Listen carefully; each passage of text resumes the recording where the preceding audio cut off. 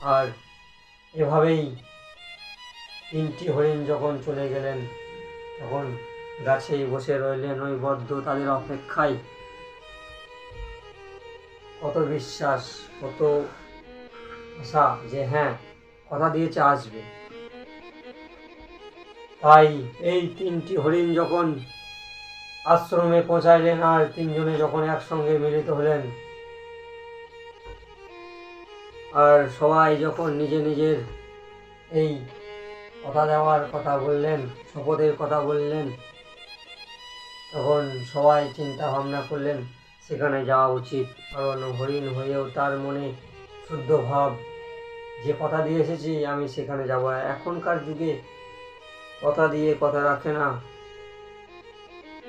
কারণ এখন কথা দিচ্ছি কিছুক্ষণ পর ভুলে যাচ্ছি, কথা রাখবো না। এই হচ্ছে কলিযুগ। কলিযুগের প্রভাবে মানুষ পাপ, লোভ এতেই পড়ে আছে। তাই এই কলিযুগকে মুক্ত করার জন্য, এই কলিযুগে সব পাপকে শেষ করার জন্য ধর্মকে মাথায় রাখতে হবে আর ভগবানকে স্মরণ করতে হবে। আর এই কথা চিন্তা ভাবনা করে 3টি হরিণ মিলিত হয়ে বললেন তার সন্তানদের,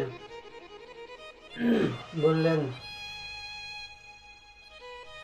প্রথম হরিণটি বললেন, যে প্রথমে জল পান করতে গিয়েছিলেন সে বললেন যে আমি সেখানে প্রথমে কথা দিয়ে এসেছি, তাই আমি সেখানে যাব। দ্বিতীয় হরিণটি বললেন, আমি সেখানে গিয়েছিলাম, আমি কথা দিয়ে এসেছি, আমি যাব, তোমরা থাকো। পুরুষ হরিণটি বললেন যে আমি কথা দিয়ে এসেছি, আমি যাব। 3জনে দেখুন কিভাবে বলছে। তারপর যখন 3জনে কথা বললেন তখন মহিলা হরিণগুলি বললেন যে পিতা ছাড়া সন্তানদের কি হবে, আপনি থাকুন, কারণ যার পিতা নেই সেই অনাথ,